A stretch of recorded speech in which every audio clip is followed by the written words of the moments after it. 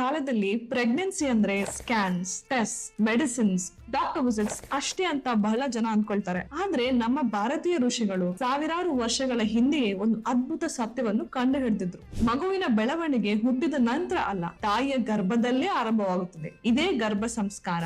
ಗರ್ಭ ಸಂಸ್ಕಾರ ಅಂದ್ರೆ ಕೇವಲ ಶ್ಲೋಕ ಕೇಳಿಸ್ಕೊಳ್ಳೋದು ಅಥವಾ ಭಜನೆ ಹಾಡೋದು ಅಲ್ಲ. ತಾಯಿಯ ಆಲೋಚನೆಗಳು, ಭಾವನೆಗಳು, ಆಹಾರ, ಜೀವನ ಶೈಲಿ, ಅಪ್ಪ ಅಮ್ಮನ ಪ್ರೀತಿ ಗರ್ಭದಲ್ಲಿರುವ ಮಗುವಿನ ಮೇಲೆ ಹೇಗೆ ಪ್ರಭಾವ ಬೀರುತ್ತೆ ಎಂಬ ವಿಜ್ಞಾನ. ಇದು ಮಾಡರ್ನ್ ಸೈನ್ಸ್ ಕೂಡ ಹೇಳ್ತಾ ಇದೆ. ತಾಯಿಯ ಸ್ಟ್ರೆಸ್, ಇಮೋಷನ್ಸ್, ಲೈಫ್ ಸ್ಟೈಲ್ ಮಗುವಿನ ಬ್ರೈನ್ ಡೆವಲಪ್ಮೆಂಟ್ ಮತ್ತು ಎಮೋಷನಲ್ ಹೆಲ್ತ್ ಮೇಲೆ ಪರಿಣಾಮ ಬೀರುತ್ತೆ ಅಂತ. ನಮ್ಮ ಸಂಸ್ಕೃತಿ ಸಾವಿರಾರು ವರ್ಷಗಳ ಹಿಂದೆ ಇದನ್ನು ಗರ್ಭ ಸಂಸ್ಕಾರ ಎಂದು ಕಲಿಸಿತ್ತು. ಅಂದ್ರೆ ಪ್ರೆಗ್ನೆನ್ಸಿ ಅಂದ್ರೆ ಕೇವಲ ಮಗುವಿನ ಗ್ರೋತ್ ಅಲ್ಲ, ಒಂದು ವ್ಯಕ್ತಿತ್ವದ ನಿರ್ಮಾಣ.